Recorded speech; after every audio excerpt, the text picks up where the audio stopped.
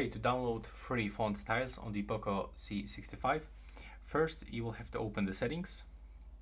From here you will scroll down and go into the display, and now scroll down and go into the font. Now from here, that's the ad that I have to close, and now we have to tap on the search pool and type free.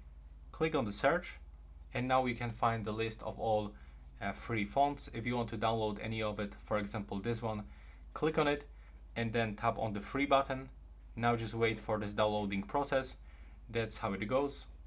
You can also find how many times this font was downloaded. And now after downloading you will have to click apply.